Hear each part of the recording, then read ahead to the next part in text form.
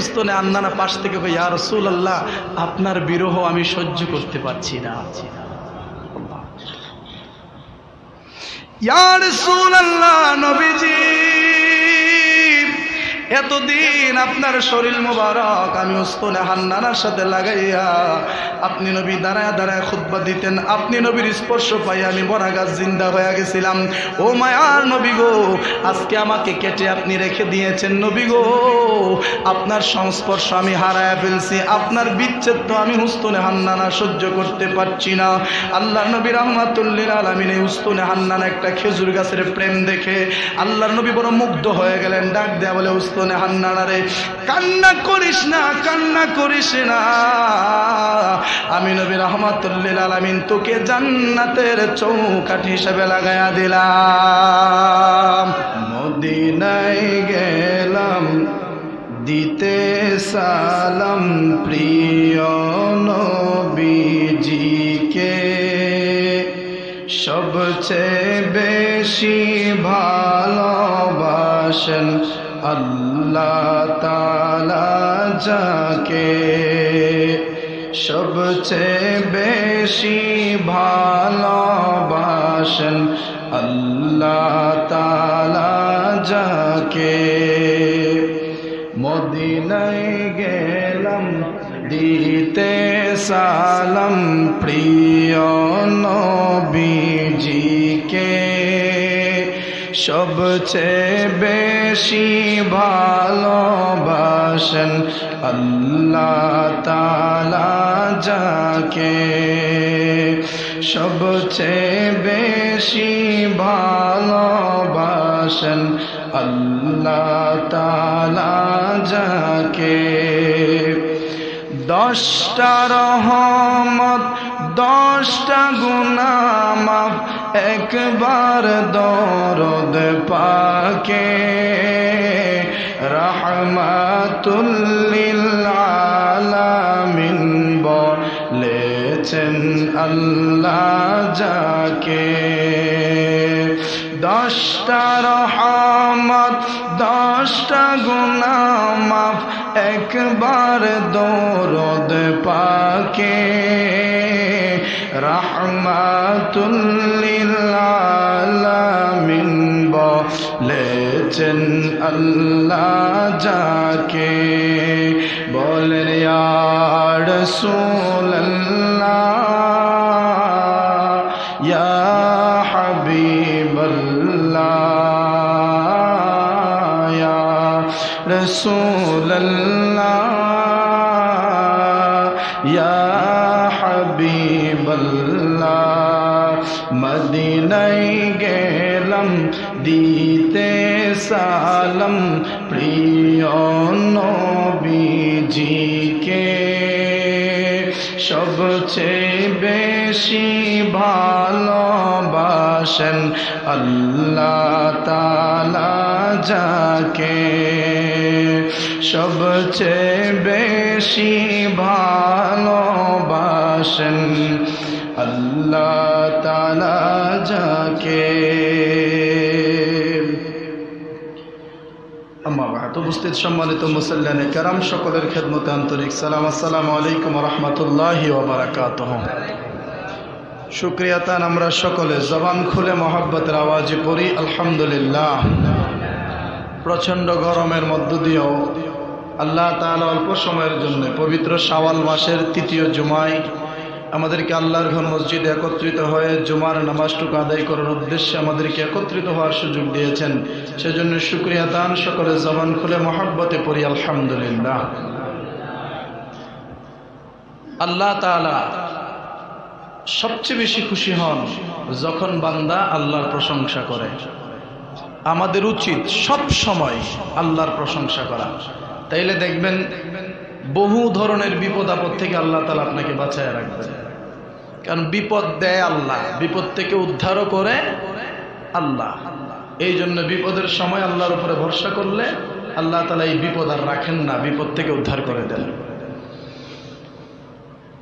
এখন তো আসমান কৃপণ হয়ে গেছে, আসমান থেকে বৃষ্টি তো এখন ঝরে না। না, বৃষ্টি ঝরলে দেশটা কিছুটা কি হইতো, শান্ত হইতো। আমরা তো ভাবতেছি বেড়ে গেছে রুদ্রের তাপ, কিন্তু আসলে রুদ্রের তাপ বাড়ে নাই, বাড়ছে আমরা ওই যে পাপের যে ধাপ, আমাদের পাপের ধাপ বাড়ছে, এই জন্য রুদ্রও বাড়ছে। এই পৃথিবীতে যা কিছু আপনি দেখবেন, মানে আপনার জন্য যদি কোনো বিপদ আসে তাহলে আপনি বুঝবেন এগুলো আপনারই কর্মের ফল। কোনোভাবে আপনি এটা অন্য কারো উপরে দিতে পারবেন না। আপনি ঘুরায় আগাড়ায় ভালো করে চিন্তা গবেষণা করে দেখবেন দোষটা আপনার, আপনার দোষের কারণে আপনি গজবে পড়ছেন। আসমান তো এখন মোটামুটি বৃষ্টি হয়, হয় না? বৃষ্টি হয়, কিন্তু সামনে এমন সময় আসতেছে আসমান একদম কৃপণ হয়ে যাবে, বৃষ্টি ঝরবেই না। তখন আমাদের দেশ মরুভূমির মতো হয়ে যাবে, আমরা এই দেশে বসবাস করতে পারবো না যদি এরকম হয়। মরুভূমির অঞ্চলে যেভাবে বৃষ্টি বাদল হয়, মরুভূমির অঞ্চলে যেভাবে বৃষ্টি বাদল হয় বছরে কয়েকবার, গোটা কয়েকবার এরকম, কিন্তু আমাদের অঞ্চলে তো প্রায় প্রতি সিজনে কি থাকে? বৃষ্টি থাকে। তাইলে শুনেন কোন পাপের জন্য আল্লাহ তাআলা কোন শাস্তি দিয়ে থাকেন। ইবনে মাজা শরীফের 4019 নম্বর হাদিসে আল্লাহর নবী রাহমাতুল্লিল আলামিন তিনটা বর্ণনা করেছেন, মানে তিনটা বিষয় সম্পর্কে নবীজি বর্ণনা করছেন। এর মধ্যে এক নাম্বার, নবীজি বলেন এই পৃথিবীতে যখন কোনো মহামারী আসবে তখন তোমরা ধরে নিও মানুষ অশ্লীলতা বেহায়াপনার মধ্যে নিমজ্জিত। এবার বলেন আপনারা আপনাদের আমলে কি করোনার মতো মহামারী দেখছেন? দেখছিলেন? দেখেন নাই। ওই যে কলেরা, ডায়রিয়া এগুলো হইতো, কিন্তু এরকম করোনা মহামারী আমরা দেখি নাই। কিন্তু এই করোনা মহামারী আমাদেরকে দেখতে হবে। এর চাইতে বড় ধরনের আযাবের সম্মুখীন আমাদেরকে হতে হবে একমাত্র অশ্লীলতা এবং বেহায়াপনার কারণে। দুই নাম্বার, দেশের মধ্যে দুর্ভিক্ষ, খরা, যেমন ফসল হয় না, ফসল লাগালে ফসল নষ্ট হয়ে যায়, মানুষ অভাবের মধ্যে পড়ে যায়। এই অভাব কেন আসে জানেন? যখন মানুষ, ব্যবসায়িক মানুষ যারা ওজন দিয়া মানুষদেরকে জিনিস দেয়, তারা যখন ওজনে কম দেওয়া শুরু করে তখন দেশে দুর্ভিক্ষ আসে। এটা আমার কথা না, এটা রাসূলের কথা। রাসূল বলেন যখন ওজনের মধ্যে কারচুপি হয়, ওজনের মধ্যে যখন এদিক সেদিক বান্দা করতে শুরু করে, আমার আল্লাহ তাআলা রাগান্বিত হইয়া ওই দেশের সকল বরকত উঠাইয়া দেশের মধ্যে দুর্ভিক্ষ দান করেন। তিন নাম্বার, এই যে এখন বৃষ্টি হচ্ছে না, এখন তো বৃষ্টি হওয়ার দরকার। আল্লাহ তো বুঝতেছেন, আল্লাহ তো জানেন বান্দার এখন বৃষ্টির প্রয়োজন। বৃষ্টি দিলে দেশ শান্ত হবে, বৃষ্টি দিলে আমরা একটু আরামসে থাকতে পারবো, আল্লাহ তো জানেন। কিন্তু আমার আল্লাহ তাআলা এরপরেও কেন বৃষ্টি দিচ্ছেন না? সালাতুল ইস্তিসকার নামাজ, বৃষ্টির জন্য যেই নামাজ পড়া হয় ওই নামাজও বান্দারা পড়তেছে, কিন্তু বৃষ্টি তো হইতেছে না। কেন হইতেছে না? এইটার একটা মাত্র কারণ, আমরা তো ওইগুলা চিন্তা করবার সময় আমাদের নাই। দেখা যায় শীতের সিজন বৃষ্টির সিজন না, কিন্তু ওই সময় বৃষ্টি হয়। যেই সময় বৃষ্টির সিজন ওই সময় দেখা যায় বৃষ্টি হয় না। আল্লাহ মানে যেই সময় যেটা দেওয়ার দরকার বান্দার জন্য ওই সময় ওইটা না দিয়া আন সিজনে সেইটা দেয়। এইটার মূল কারণ কি? ওইটার মূল কারণ হলো যখন আল্লাহর বান্দারা, যাদের উপরে আল্লাহ যাকাত ফরজ করেছেন, ওই যাকাত যদি বান্দা ঠিকঠাক ভাবে আদায় না করে, যাকাত দিতে গিয়া যদি বান্দা কিপটামি করে, যাকাত দেওয়া যদি বন্ধ হয়ে যায়, আমার আল্লাহ বৃষ্টি দেওয়া বন্ধ করে দেবে। এখন তো দেয়, কিন্তু দেশের যে পরিস্থিতি, যাকাত এক সময় বন্ধ হয়ে যাবে, এরকম অবস্থা। যাকাত বন্ধ হয়ে যাবে, আসমানের বৃষ্টি ঝরা বন্ধ হয়ে যাবে। এটা আমার কথা না, ইবনে মাজা, সুনান ইবনে মাজা সিয়াসিত্তার কিতাব, যে কিতাবে সন্দেহ নেই। তার মানে আমরা তিনটা জিনিস জানলাম।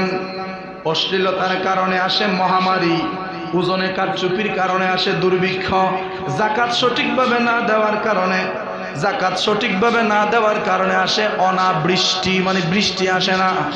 এই তিনটা কারণ থেকে যদি আমরা মুক্তি পাইতে পারি, এই তিনটা দোষ থেকে যদি আমরা রেহাই পাইতে পারি, তাহলে দেখবেন আমার আল্লাহ তাআলা আবার দয়া করে বান্দার জন্য নিয়ামতের ব্যবস্থা করবেন। জোরে বলেন না সুবহানাল্লাহ। এবার আসেন আরেকটা কারণ বৃষ্টি না হওয়ার। বৃষ্টি না হওয়ার আরেকটা কারণ, বৃষ্টি আল্লাহ কিভাবে দেয় এই প্রক্রিয়াটা তো আমরা বুঝি না। শুধুমাত্র আমরা আল্লাহর কুদরতের উপরে বিশ্বাস করি, কিন্তু আল্লাহর কুদরত যে বিজ্ঞানসম্মত, আল্লাহ তাআলার কুদরত যে বিজ্ঞান দ্বারা আমাদের কাছে সহজভাবে তুলে ধরেছেন। যেমন বৃষ্টি যখন আকাশের মধ্য থেকে ঝরে, এমনিতে কি খোলা আকাশে বৃষ্টি হয় নাকি আসমানে হাঁস ধরতে হয়? আগে হাঁস ধরে না? আসমানে কিন্তু সাজ হয় আগে। এই যে হাঁস ধরে আসমান অন্ধকার হয় আগে, তারপরে নামে বৃষ্টি। এই যে অন্ধকারটা হয়, অন্ধকারটা কিভাবে হয়? আমাদের দেশে বা আমাদের পৃথিবীতে যত পানি নামক জায়গা আছে, পানি যত জায়গায় আছে, পুকুর বলেন, খাল বলেন, নদী নালা বলেন, এই সমস্ত ডুবা ডাবা যা আছে, যেইগুলোর মধ্যে পানি আছে, দেখবেন গরমের সিজনে অটোমেটিক পানি কমে যায়। কমে না? পুকুরের পানি কিন্তু অনেক কমছে, অথচ পুকুর থেকে পানি সেচিও না, কোনো খেতেও দিছি না, কোনো জমিনেও দিছি না, কিন্তু পুকুরের পানি কমে গেল। আমরা ভাবি মাটি হয়তো পানি খেয়ে ফেলছে। না না না, তলের মাটি যেগুলো, এগুলো তো এমনিতেই কাদা, পানি খাইয়া বুড়বুড়া। কথা ঠিক কিনা? এই মাটি তো পানি খাওয়ার কথা না, পানি কোথায় যায়? আমার আল্লাহ তাআলার কুদরত বুঝেন বাবা। আমার আল্লাহ তাআলা বৃষ্টিটা কিভাবে দেন? এই পৃথিবীর জমিনে যত জায়গায় পানি আছে, সব জায়গার যত পানি, সমস্ত পানি রুদ্রের তাপে জলীয় বাষ্প হয়ে সেইগুলা আকাশের মধ্যে উড়ে যায়। কোথায় উড়ে যায়? কিভাবে আকাশের মধ্যে উড়ে? একটা প্রক্রিয়া বুঝাইলে আপনারা বুঝবেন। যখন আমরা ভাত রান্না বসাই অথবা তরকারি রান্না করি, যে কোনো পানি জাতীয় জিনিস যখন আমরা গরম করি, ওইগুলা গরম করার সময় ডাকনাটা যখন আপনি সরাবেন, দেখবেন ডাকনাটা ঘেমে পানি একাকার হয়ে গেছে। কিন্তু ডাকনাতে তো পানি ছিল না, পানি ছিল ডেকচিতে। ওই ডেকচির পানি ঢাকনায় আসলো কিভাবে? আবার আরেকটা পরীক্ষা করে দেখবেন, ডাকনাটা উল্টাইয়া আপনি সেই গরম পানির উপরে এরকম ভাবে হাতটা দিয়ে রাখবেন, দেখবেন কয়েক সেকেন্ডের ভেতরে আপনার হাতটা ঘেমে পানি ঝরতে শুরু করবে। তার মানে বোঝা যায়, যখন পানি গরম হয়, যখন পানির মধ্যে তাপ দেওয়া হয়, ওই পানি বাতাসের সাথে আকাশের মধ্যে উড়ে যায়, জলীয় বাষ্প হয়ে যায়। এই পুকুর, নদী, নালা, খাল, বিলের পানিগুলি রুদ্রের প্রখর তাপের কারণে ওই পানিগুলি যখন আসমানের দিকে উঠতে শুরু করে, ওই পানিগুলি আসমানে গিয়া জমাট বাঁধার পর আল্লাহ তাআলা সেখান থেকে মিকাইল ফেরেশতার মাধ্যমে জমিনের মধ্যে ফোঁটা ফোঁটা বৃষ্টি দান করেন। সুবহানাল্লাহ বলতেন না? কিন্তু বর্তমান জামানায় অধিকাংশ পুকুরগুলি ভরাট হয়ে যাচ্ছে, অধিকাংশ খালগুলি ভরাট করে ফেলতেছে, নদী নালার পাড়গুলি ভরাট করে করে জমিন বাড়াইতেছে। কথা ঠিক না বেঠিক? মাটি ভরাট করে পুকুরের পানিগুলি সরায় ফেলতেছে। এক কথায় পানি শূন্যতা যত বাড়বে, বৃষ্টি না আসার সম্ভাবনা তত বাড়বে। বোঝা গেছে বিষয়টা? এই জন্য পুকুর যেগুলো আছে, এগুলোকে পুকুর রাখতে দেন, এগুলোতে সবসময় পানি রাখবেন। এই পানিগুলি ওই উপরে গিয়ে বৃষ্টিতে পরিণত হয়, আবার জমিনে ঝরে। সুবহানাল্লাহ বলেন না? জমিনে ঝরানোর সময় আল্লাহ তাআলা ওই বৃষ্টির পানিতে অসংখ্য নিয়ামত দান করেন।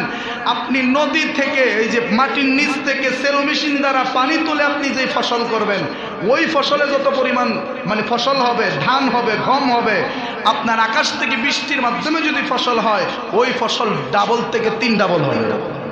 কারণ বৃষ্টির পানিতে আল্লাহর অফুরন্ত নিয়ামত থাকে, বরকত থাকে জমিনের জন্য। সুবহানাল্লাহ বলেন না? এই জন্যই তো যাকাতের হিসাবটা, এই যে ফসলের যাকাত আছে না, ধান গম এগুলার যাকাত আছে, কিন্তু এগুলার হিসাব কিন্তু যদি আপনি নদী থেকে মেশিন দ্বারা পানি তুইলা জমি করেন, এই জমিনের যাকাত একরকম। আর আসমান থেকে বৃষ্টি পড়ছে, এই বৃষ্টির মাধ্যমে আপনার জমিনের মধ্যে ধান হয়েছে, এই ধানের যাকাত আরেক রকম। এটা আল্লাহ তাআলার বিধান। যাকাত সম্পর্কে যেদিন কথা বলবো, এই দিন এই বিষয়ে বিস্তারিত বলবো ইনশাআল্লাহ। বাবার আমার আজকে আলোচনা সেই দিকে না, আজকে একটা বিষয় খুতবাতে আসছে, যে বিষয়টা হচ্ছে আল্লাহর নবী রাহমাতুল লিল আলামিনের যে মদিনা শরীফ, ওই মদিনা শরীফ জিয়ারত করার কত গুরুত্ব। সুবহানাল্লাহ। ওই মদিনা শরীফ জিয়ারত করার কি ফজিলত, মদিনা শরীফ জিয়ারত করার কি মর্তবা। এই মদিনা শরীফ তো মদিনা শরীফ ছিল না, আমরা সবাই জানি মদিনা শরীফের নাম কি ছিল? ইয়াসরিব। কি ছিল? ইয়াসরিব, মক্কার নাম মক্কা ছিল না, কোরআনের ভাষায় মক্কার আগের নাম ছিল বাক্কা। কি নাম? পৃথিবীর প্রথম ঘর কোরআনেতে বাক্কা। মক্কা কেমন হয়েছে জানেন? বন্ধুর নামের মিম দ্বারা বানাইছ মক্কা। মারহাবা বলেন না। পৃথিবীর প্রথম ঘর কোরআনেতে বাক্কা, বন্ধুর নামের মিম দ্বারা বানাইছ মক্কা। আল্লাহ হু আল্লাহ হু আল্লাহ হু আল্লাহ আল্লাহু আল্লাহু লা ইলাহা ইল্লাল্লাহ। বলেন না মারহাবা। তাহলে মক্কার নাম কি ছিল? বাক্কা। আর মদিনার নাম ছিল ইয়াসরিব। ছোটবেলা তো গজল শুনতেন, ইয়াসরিব নামে তুমি ছিলে অলক্ষণের দেশ, বড়ই মারাত্মক যে ছিল তোমার পরিবেশ, নবীর ছোঁয়া লেগে তুমি শাহে মদিনা। সুবহানাল্লাহ বলেন না। ইয়াসরিব নামক অলক্ষণের শহরটা আমার নবীর কদমের ছোঁয়া লাগার কারণে ইয়াসরিব নামটা পরিবর্তন হয়ে গেছে মদিনাতুল মুনাব্বারা। মদিনা শব্দের বাংলা অর্থ হচ্ছে শহর, আর মুনাব্বারা হচ্ছে নূরের বহু বচন। নূর মানে আলো, মুনাব্বার মানে আলো সমূহ, মানে নূরের শহর। নূরের শহরের নাম হচ্ছে আল্লাহর নবীর মদিনাতুল মুনাব্বারা। ওই মদিনা পৃথিবীর সবচেয়ে দামি জায়গা। আমার আল্লাহ তাআলা কোরআনের ভাষায়, রাসূলের হাদিসের ভাষায় আমরা যা বুঝতে পারি, আল্লাহ তাআলা তিনটা জায়গাকে মহাসম্মানিত করেছেন। এর মধ্যে একটা জায়গার নাম হচ্ছে পবিত্র মক্কাতুল মুকাররমা, 2 নম্বর জায়গার নাম হচ্ছে মদিনাতুল মুনাব্বারা, 3 নম্বর জায়গার নাম হচ্ছে বাইতুল মুকাদ্দাস বা পবিত্র জেরুজালেম শহর। সুবহানাল্লাহ। এই তিনটা জায়গাকে আমার আল্লাহ তাআলা বরকতপূর্ণ করেছেন। এই তিনটা জায়গার উদ্দেশ্যে সফর করতে পারবেন, এই তিনটা জায়গার উদ্দেশ্যে গাট্টি বুঝা যা আছে সবগুলা নিয়ে আপনি যাইতে পারবেন। এই 3 মসজিদ ছাড়া অন্য কোন মসজিদে আপনার গাট্টি নিয়ে যাওয়া কিনা জায়েজ না। লা তুশাদ্দু ওয়ার রিহালু ইল্লা ইলা সালাসাতি মাসাজিদ, আল মসজিদুল হারাম ওয়াল মসজিদুল আকসা ওয়া মসজিদি হাযা, রাওয়াহুল বুখারী। জুড়ে বলেন সুবহানাল্লাহ। বুখারীর হাদিস কারিমাতে আল্লাহর নবী রাহমাতুল লিল আলামিন বলেন, উম্মত রে, ও আমার উম্মত, এই পৃথিবীর জমিনে কোনো মসজিদে তোমরা রাত্রে থাকতে পারবা না, কোনো মসজিদে ঘুমাইতে পারবা না, কোনো মসজিদে অবস্থান করতে পারবা না। মসজিদ শুধুমাত্র নামাজের জন্য বানানো হয়েছে, নামাজ পড়ে চলে আসবা। এছাড়া মসজিদের মধ্যে নিজের কোনো কাজের জন্য বসে থাকা সেইটা জায়েজ নাই। কিন্তু 3টা মসজিদ আছে, যে 3টা মসজিদে তুমি যা ইচ্ছা তা নিয়ে যাইতে পারবা। তোমার খেতা বালিশ লেপ তোষক জাজিম যা লাগে সবগুলা নিয়ে তুমি যাইতে পারবা। নবী কই 3টা মসজিদ কোনটা? নবী কই আল মসজিদুল হারাম, 1 নম্বরে মসজিদে হারাম মক্কা শরীফ। মক্কা শরীফ আপনি গেলে আপনার যা যা লাগে সবগুলা নিয়ে মসজিদের ভিতরে থাকতে পারবেন, কোনো সমস্যা নাই। 2 নম্বর হচ্ছে মদিনাতুল মুনাব্বারা, আল্লাহর নবীর মসজিদে নববীতে আপনি মসজিদে নববীর ভিতরে ঘুমাইতে পারবেন, যা ইচ্ছা তা করতে পারবেন, কোনো সমস্যা নাই, শরীয়ত সম্মত যা। 3 নম্বর হচ্ছে ওয়া মসজিদি হাযা, মানে মদিনা শরীফ। 2 নম্বরে মসজিদে আকসা, ওই যে জেরুজালেম শহরের যে মসজিদুল আকসা, যে আকসা নিয়ে আসলে ইহুদিদের সাথে মুসলমানদের দ্বন্দ্ব, ইসরায়েলিদের সাথে ফিলিস্তিনিদের যে দ্বন্দ্ব, ওই মসজিদে আকসার ভিতরে আপনি যেইভাবে ইচ্ছে সেইভাবে ঘুমাতে পারবেন, কোনো সমস্যা নাই। এই 3 মসজিদে সফর করা জায়েজ। এবার আসেন বাবা, আজকে এই 3 মসজিদের মধ্যে শুধুমাত্র মসজিদে নববী সম্পর্কে আলোচনা করা হবে, শুধুমাত্র মদিনাতুল মুনাব্বারা সম্পর্কে আলোচনা করা হবে। ওই মদিনা শরীফ আমরা কেন জিয়ারত করব, ওই মদিনা শরীফে আমরা কেন যাব, ওই মদিনা শরীফে যাবার গুরুত্ব কত, হজ্জে গেলে মদিনায় কেন যাইতে হবে, মদিনায় না গেলে কি হবে না হবে, এই সম্পর্কে বাবা বিস্তারিত সংক্ষিপ্তভাবে আপনাদেরকে আলোচনা করে বোঝানোর চেষ্টা করব ইনশাআল্লাহ। আল্লাহর নবী রাহমাতুল লিল আলামিন যেই মদিনাতুল মুনাব্বারায় ঘুমিয়ে আছেন, নবীজির রওজা মুবারকের যে এরিয়াটা, এই এরিয়াটা আল্লাহর জান্নাতের চাইতেও আরো দামি। জোরে বলেন না সুবহানাল্লাহ। যে জায়গাটা আল্লাহর জান্নাতের চাইতে আরো দামি, যেখানে জান্নাতের মালিক ঘুমিয়ে আছেন। সুবহানাল্লাহ বলেন না। যেই মসজিদে নববীর জন্য যেই মসজিদে নববী আল্লাহর নবী রাহমাতুল লিল আলামিন নিজের হাতে প্রতিষ্ঠা করছেন, মানে নবীজি নিজের হাতে মসজিদে নববী বানাইছেন, খুঁটিমুটি নবীজি নিজে গাড়ছেন। প্রথম জীবনে মসজিদে নববীকে আল্লাহর নবী খেজুর পাতা দিয়ে বানাইছিলেন। এটা চতুর্দিকের বেড়া, চতুর্দিকের যেই আওড়া বা বেড়া কই আমরা এটাও ছিল খেজুর পাতার, উপরের ছাদ এটাও ছিল খেজুর পাতার। এমনকি নবীজি যে মিম্বরে দাঁড়ায় খুতবা দিতেন, তখন তো আর মিম্বর ছিল না, তো দামি দামি সুন্দর সুন্দর মিম্বর ছিল না। আল্লাহর নবী খেজুর গাছের উপরে ভর দিয়ে দাঁড়ায় নবীজি খুতবা দিতেন। যে খেজুর গাছটার নাম ছিল উস্তুনে হান্নানা। সুবহানাল্লাহ বলেন না? এটা আবার জিন্দা খেজুর গাছ না, মরা।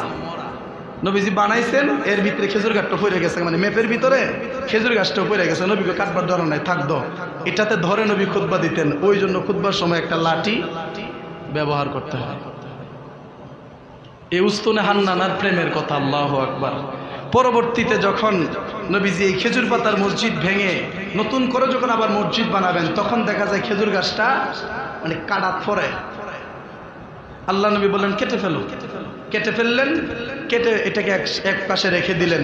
নবীজি দাঁড়ায় খুতবা দিচ্ছেন, এমনিতেই শুনে মানুষের কণ্ঠে কে যেন কান্না করতেছে। নবীজি আশ্চর্য হয়ে গেলেন, কি ব্যাপার, এখানে কান্না করে কে? ও সাহাবীরা, তোমরা কে কান্না করতেছো? সাহাবায়ে কেরাম দেখতেছে কেউ কান্না করে না। আল্লাহর নবী বললেন, কান্না করে কে? উস্তুনে হান্নানা পাশ থেকে কই, ইয়া রাসূলুল্লাহ, আপনার বিরহ আমি সহ্য করতে পারছি না। ইয়া রাসূলুল্লাহ, নবীজি এতদিন আপনার শরীর মোবারক আমি উস্তুনে হান্নানার সাথে লাগাইয়া আপনি নবী দাঁড়ায় দাঁড়ায় খুতবা দিতেন। আপনি নবীর স্পর্শ পাই আমি বড় গাছ জিন্দা হয়ে গেছিলাম। ও মায়ার নবী গো, আজকে আমাকে কেটে আপনি রেখে দিয়েছেন। নবী গো, আপনার সংস্পর্শ আমি হারায় ফেলছি, আপনার বিচ্ছেদ তো আমি উস্তুনে হান্নানা সহ্য করতে পারছি না। আল্লাহর নবী রাহমাতুল লিল আলামিন এই উস্তুনে হান্নানা একটা খেজুর গাছের প্রেম দেখে আল্লাহর নবী বড় মুগ্ধ হয়ে গেলেন। ডাক দেয়া বলে, উস্তুনে হান্নানা রে, কান্না করিস না, কান্না করিস না, আমি নবী রাহমাতুল লিল আলামিন তোকে জান্নাতের চৌকাঠি হিসেবে লাগায়া দিলাম। নবীর স্পর্শ, নবীর ছোঁয়া যেখানেই লাগে সেটাই দামি হয়ে যায়। একটা খেজুর গাছ নবীর মহব্বতে কান্না করে। ওই মদিনা শরীফ, ওই নবীর মসজিদে নববী, ওই নবীজির মদিনাতুল মুনাব্বার আমাদের জিয়ারত করা দরকার। আচ্ছা বলেন তো দেখি, একটা ছোট সহজ প্রশ্ন করি আপনাদেরকে, জিয়ারত মানে কি? এটা কমন একটা বিষয়, আমরা সবাই জানি যে মাজার জিয়ারত করতাম গেছি, রওজা জিয়ারত করতাম গেছি, ইমুকের সাথে জিয়ারতে গেছি, কিন্তু জিয়ারত শব্দের অর্থ কি, বাংলা কি? দূর থেকে জিয়ারত হয় না, জিয়ারত দূর থেকে হয় না। যদি বলে আপনি হাজরে আসওয়াদ জিয়ারত করেছেন, তাহলে হাজরে আসওয়াদে গিয়ে ধরতে হবে, ছুঁইতে হবে, কাছাকাছি যেতে হবে, তাহলে এটা জিয়ারত হবে। জিয়ারত মানে সাক্ষাৎ। জিয়ারতের বাংলা কি? সাক্ষাৎ। সাক্ষাৎ, সাক্ষাৎ কি দূরে দূরে হয় না কাছাকাছি? জোরে বলেন। আমার সাথে যদি কেউ সাক্ষাৎ করতে চায়, মাঠ থেকে আমার সাথে সাক্ষাৎ করলে হবে? আমার কাছে আসতে হবে, মুসাফা করতে হবে, কথা বলতে হবে, তাইলে সেটা কি হবে? সাক্ষাৎ হবে। আমরা যখন মাজার জিয়ারতে যাই, দূর থেকে মাজার কেন জিয়ারত করব? একদম রওজা শরীফ সামনে রেখে জিয়ারত করব, এইটার নাম হচ্ছে সাক্ষাৎ। সুবহানাল্লাহ। এই মদিনাতুল মুনাব্বারার কত মর্যাদা, মদিনাতুল মুনাব্বারার কত ফজিলত বাবা। আল্লাহর নবী রাহমাতুল লিল আলামিন সশরীরে যে রওজা মুবারকের মধ্যে ঘুমিয়ে আছেন, ওই জায়গাটাতে হচ্ছে জান্নাতের বাগান সমূহের একটা বাগান। আল্লাহর নবী বলেন, ওয়া নবী উমর রাদিয়াল্লাহু তাআলা قال قال رسول الله صلى الله عليه وسلم من زار قبري وجبت له شفاعتي رواه الدارقطني। আল্লাহর নবী রাহমাতুল লিল আলামিন ডাক দেয়া বলেন, ওরে দুনিয়ার মানুষ শোনো, মানজারা, যেই ব্যক্তি জিয়ারত করলো, কবরি, আমি নবীজির রওজা শরীফ, মানজারা, যে জিয়ারত করলো, কবরি, আমি নবীর রওজা শরীফ, ওয়াজাবাত, তার উপরে, ওয়াজাবাত ওয়াজিব হয়ে গেল, লাহু, তার উপরে। সুবহানাল্লাহ বলেন না? এখানে লামে তাকিদ ব্যবহার করা হয়েছে, অবশ্যই ওয়াজিব হয়ে গেল। সুবহানাল্লাহ। নবী কয়, যেই ব্যক্তি আমি নবীর রওজা মুবারক জিয়ারত করলো, ওয়াজাবাত লাহু শাফাআতি, ওই ব্যক্তির জন্য শাফাআত করা আমি নবীর জন্য ওয়াজিব হয়ে গেছে। জিয়ারতের দরকার আছে না নাই? অনেকে শুনছেন কিনা জানি না, মক্কাতে মদিনাতে অনেক মানুষ এইরকম আছে, মক্কায় হজ করে যখন হাজিরা মদিনায় যাইতে চায়, এমন অনেক দুশ্মনের রাসূল আছে যারা তাদেরকে আটকানোর চেষ্টা করে।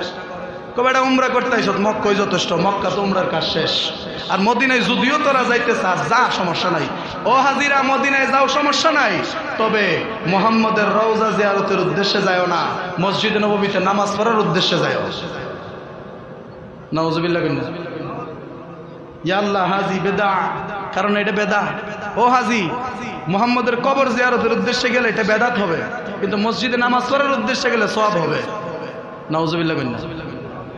অথচ ইডি গিয়া দেখেন বই রয়েছে মদিনার মেইন দায়িত্বে, মক্কার মেইন দায়িত্বে এগুলো বই রয়েছে।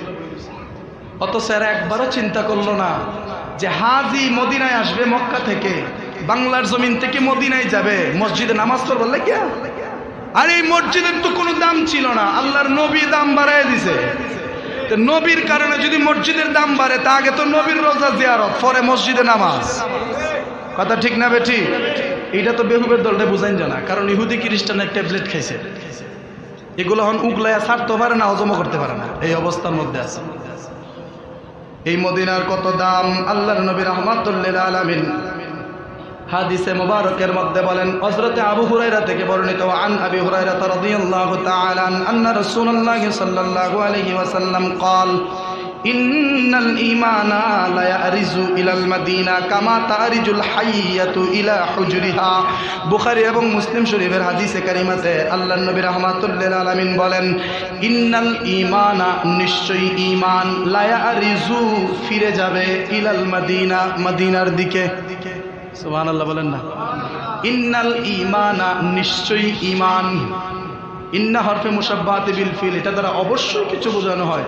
ইন্না, নিশ্চয়, ঈমানা, নিশ্চয় ঈমান, লা ইয়ারিজু, ফিরে যাবে, ইলাল মাদিনা, মদিনার দিকে। এখন ঈমান মদিনার দিকে ফিরবে, এটা কেমন কথা? এখানে ইন্নাল ঈমান মানে হচ্ছে ইন্না আহলাল ঈমান, মানে ঈমানের আহাল যারা, ঈমানের অধিকারী যারা, মানে ঈমানদার, নিশ্চয় ঈমানদার যারা, তারা মদিনার দিকে ফিরে যাবে। কামা, যেমনি ভাবে, তারিজু, ফিরে যায়, হাইয়াতু ইলা হুজরিহা, যেমনি ভাবে বিষাক্ত সর্প তার গর্তের দিকে ফিরে যায়। বিষাক্ত সাপ যেমন ভাবে মানুষের হাত থেকে বাঁচার জন্য, শত্রুর আক্রমণের হাত থেকে বাঁচার জন্য বিষাক্ত সাপ যে রকম ভাবে তার নিজের গর্তের দিকে দৌড়ায়, ঈমানদাররা আখিরি জামানায় ঈমান বাঁচানোর জন্য মদিনার দিকে দৌড়াবে।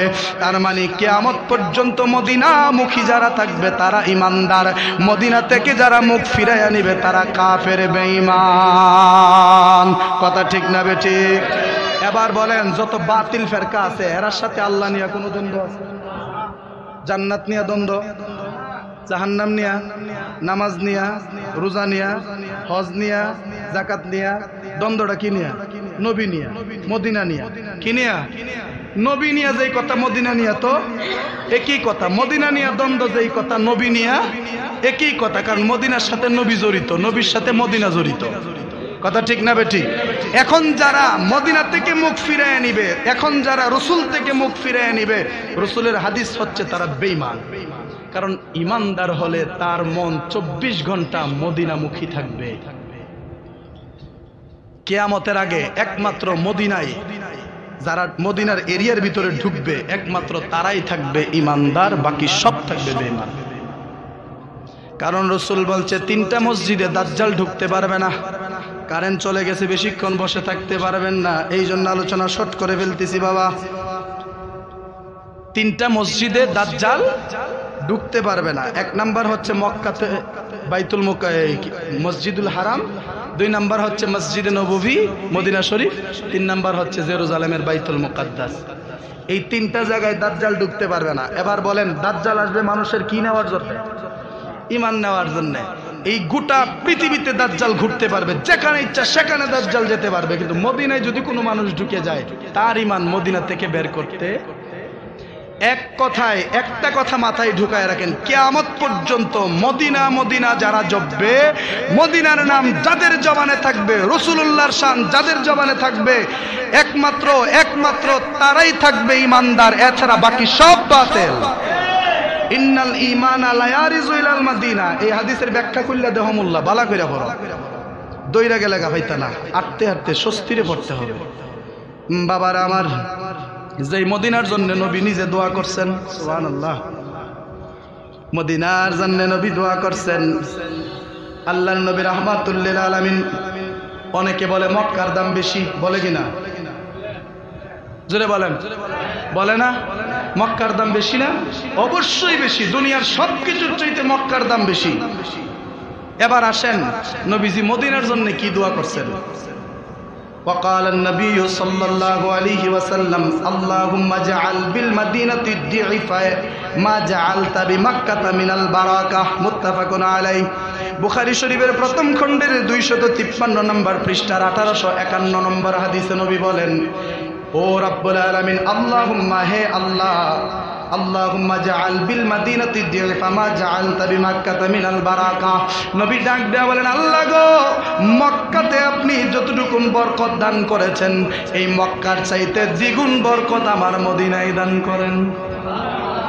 আরো জোরে, মক্কাতে আপনি বরকত দিছেন, আলহামদুলিল্লাহ, মক্কাতে যতটুকু বরকত দিছেন এর চেয়ে বেশি বরকত আমার মদিনায় দান করেন। আর আপনারা তো মনে করেন মক্কার কাবার পাশে 1 রাকাত নামাজ পড়লে 1 লক্ষ রাকাতের সওয়াব, 2 রাকাত নামাজ পড়লে 2 লক্ষ রাকাতের সওয়াব, মদিনায় 1 রাকাতে 50,000-এর সওয়াব।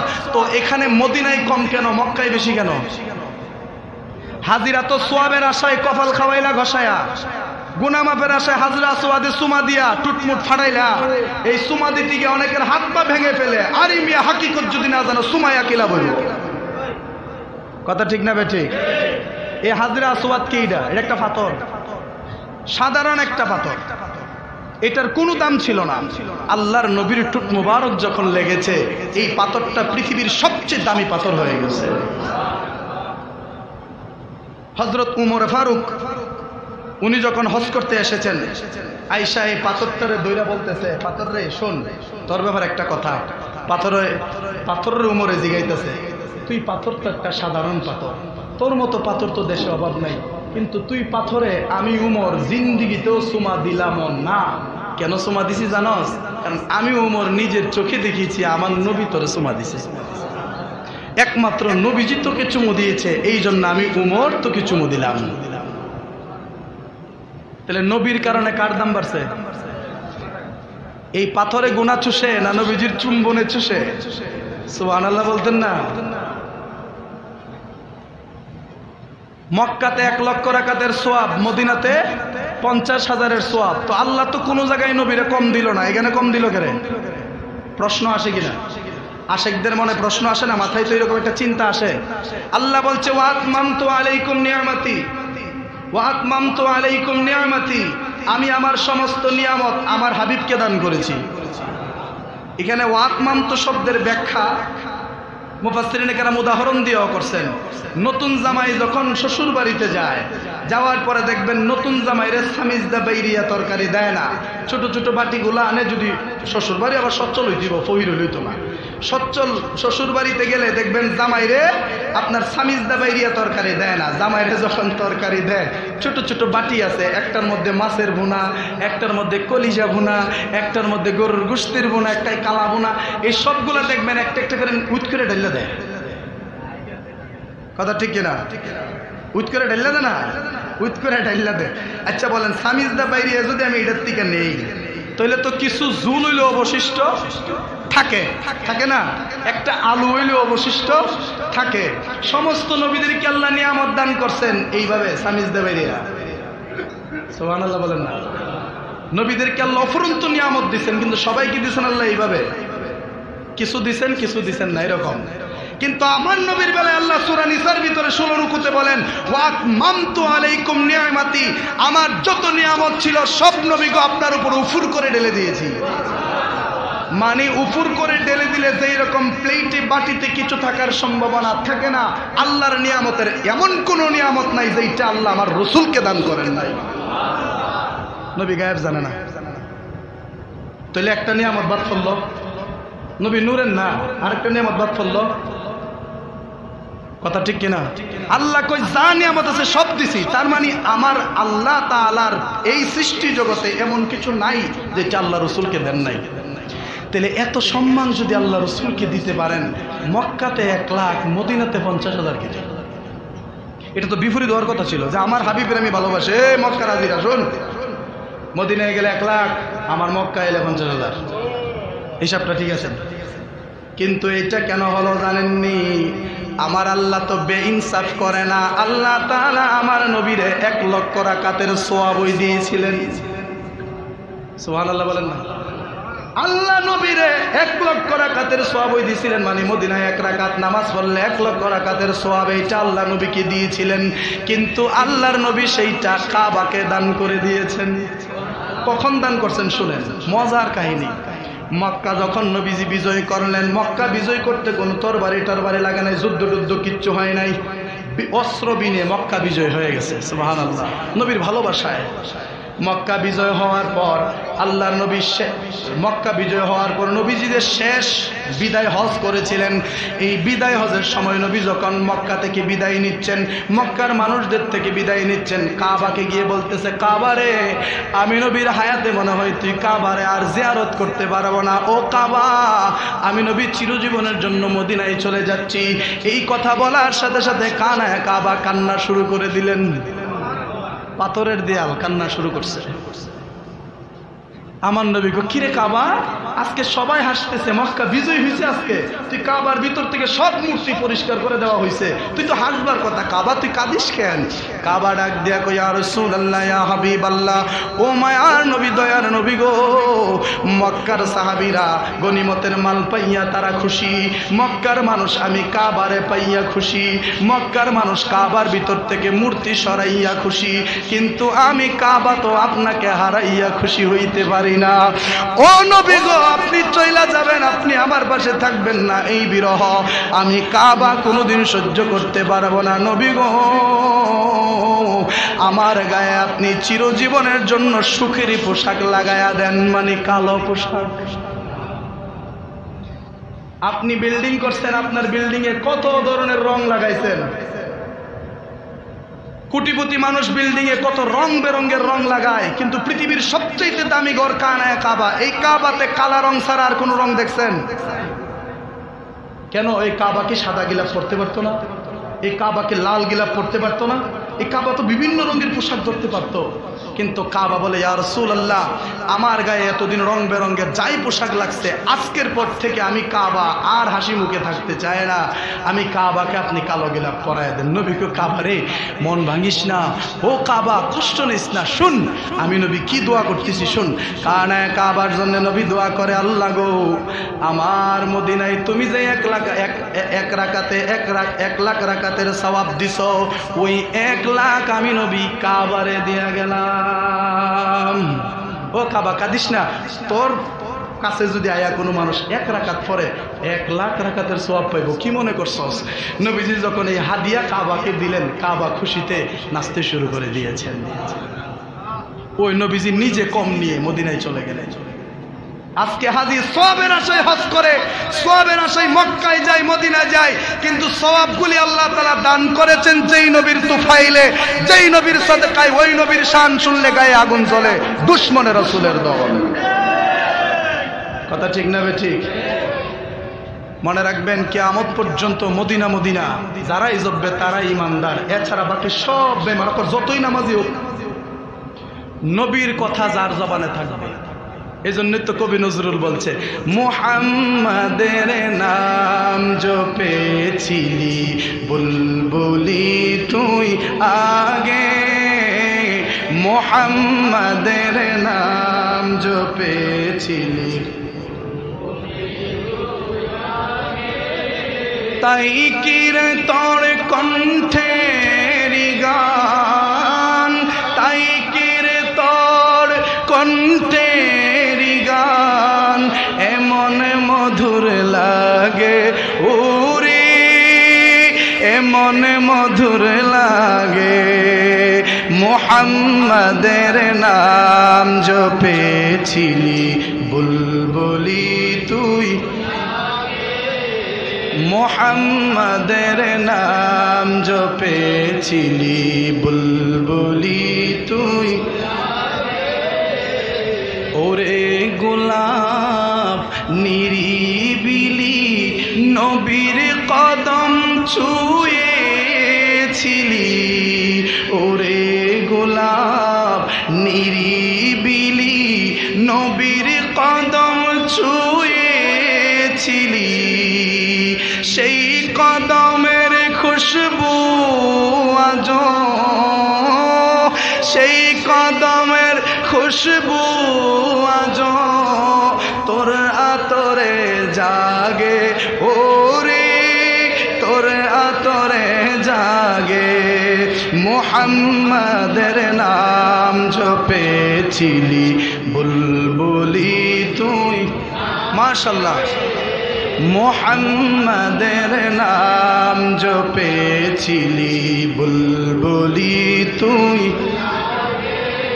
তাই কি রে তোর কণ্ঠের গান তাই কি রে তোর কণ্ঠের গান এমন মধুর লাগে ওরে এমন মধুর লাগে মোহাম্মদের নাম জপেছিলি বুলবুলি তুই আগে মোহাম্মদের নাম জপেছিলি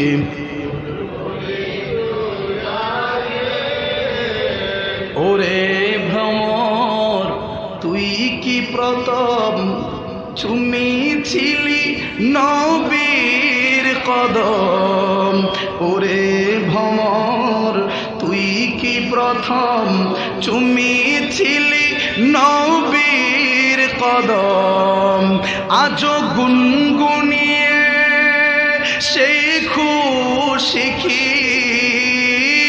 গুনগুনিয়ে সেই খুশি কি জান্নাশিরে গুলবাগে ওরে জান্নাশিরে গুলবাগে মোহাম্মদের নাম জপেছিলি বুলবুলি তুই আগে মোহাম্মদের নাম জপেছিলি বুলবুলি তুই মহব্বতে বলেন না মারহাবা কবি নজরুল আর কিছুর জন্য হোক আর না হোক নবীর এই শানগুলির জন্য সে মুক্তি পেয়ে যাবে ইনশাআল্লাহ আমরা দোয়া করি আল্লাহ কবি নজরুলকে জান্নাতের উচ্চ মাকাম দান করুক সকলে বলি আমিন আল্লাহ তাআলা আমাদের সবাইকে মদিনাতুল মুনাওয়ারার জীবনে অন্তত একবার জিয়ারত করার তৌফিক দান করুক সকলে বলি আমিন ভিডিওতে আমরা মদিনা দেখি না বলেন না দেখি কিনা ভিডিওতে দেখি